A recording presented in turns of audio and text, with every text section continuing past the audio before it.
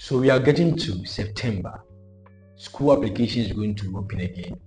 A lot of schools are going to ask for students to apply, and maybe this is your first time trying to apply to study abroad, or maybe you've applied before and you want to apply this year because maybe things didn't go well this year, right?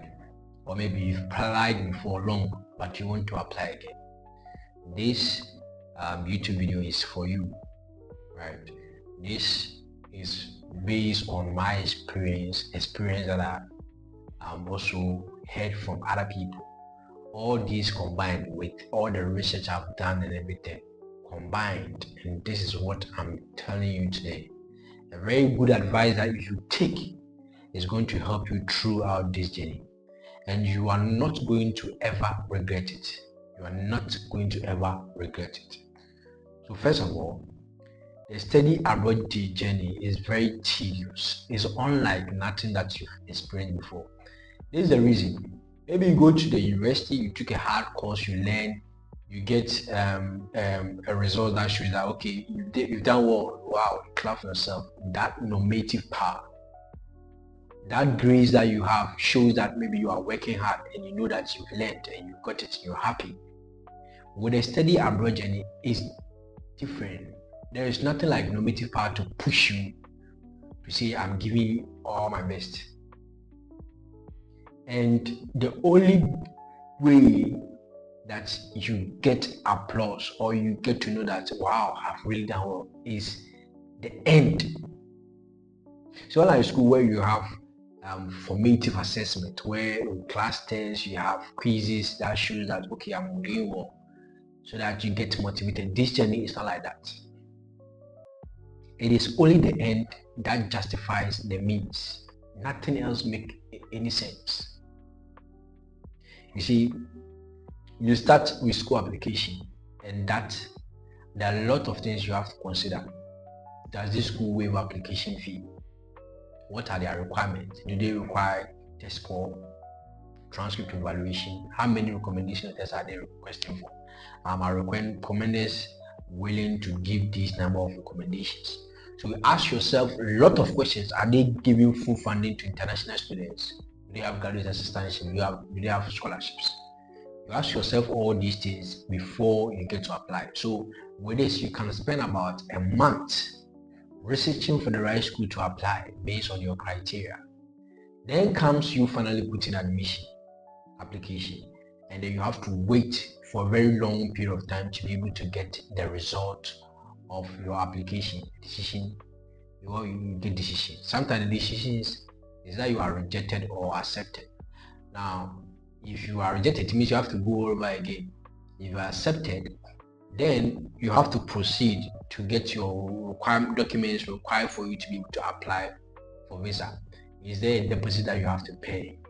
Is there maybe proof of funds that you have to show, depending on the country that you are going? You see, so you do all this just to get the right documents for you to be able to apply for your student permit. Now you have the right documents. Maybe you were given partial scholarship, it means that you have to show proof of funds. Maybe you were given full funding, it means that maybe you don't have to, or you have to maybe show a little proof of funds from yourself. Maybe you're getting government scholarship from maybe your home country, you are that. You have been able to provide, you combine all these two things together, then you prove to the visa officer.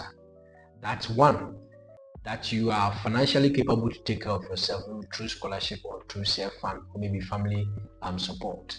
And two, that you are willing to come back to your country or home country after studies, and that you have true intention to go and study at your designated country, right? Yes, so you have to prove to the visa officer all these things. Show that you have strong ties to your country and you're not somebody that hates your country and will never return. After you've done all these things, whether true feeling of DS-160 or true feeling of Canada visa forms, then you have to wait for several months to either go for your interview or to wait for visa decision. And it takes months, sometimes 6 months, 3 months, a lot of months, right? all these are tiresome, all these are stressful, and for now, like by now, the time that you started your school application journey to this time I'm talking about, maybe you've spent about 5 months on this process and you're still waiting. You don't know the end yet. And with all these things, you have to keep on praying depending on your religious belief. You have to keep on hoping and it's a lot of stress. Sometimes you don't know the timeline where everything will end. And sometimes everything does not end unless you get to the country itself, because you can be banned when you get to maybe let's say the airport or port of entry. You can still be brought back to your country. So you keep on praying till you get to the university where you're supposed to learn. So the journey is a lot. And I want to tell you the mistakes that people make in this journey.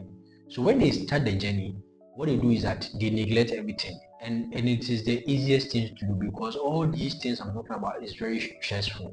You don't want to add more stress to it, because sometimes you have to communicate with schools, you have to send emails to your supervisors, you have to send this email to maybe this and that and that. So all these things are very stressful, right? And when adding anything makes it even more worse. So the easiest thing, most of the time the best decision that people take, they think that they are taking, is to just neglect everything and focus on the school application. Now, sometimes it is worth it. Sometimes things doesn't work out, and then you come to the regret of neglecting every part of your life to focus on one thing. You understand? So what I would say is that whilst you're doing the study abroad journey, please find something in your home country to do. Work on a project alongside what you're doing. Do something simultaneously with the school application. Don't neglect everything. If you are studying, continue to study. If you are in school, continue to be in school. If you are working, continue to work. If you are starting your own project, continue to start your own project. Continue to build on your own project.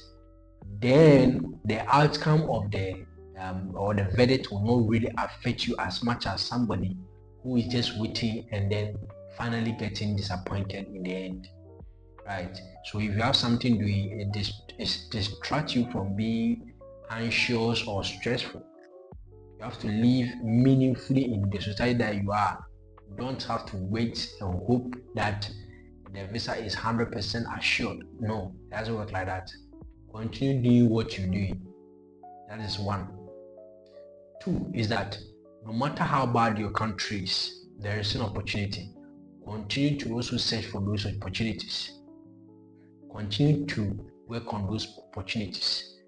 There are a lot of opportunities in your country, but sometimes the visa process or the study abroad process can take not sometimes even 3 years and 4 years. So you have to continue looking for opportunity at your own country, working hard enough, right? So that the outcome of the visa or the outcome of your study abroad journey does not affect you. The study abroad is tough, but what is tougher is putting all your egg in one basket.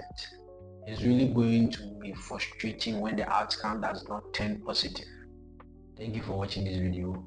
Don't let study abroad take everything from you.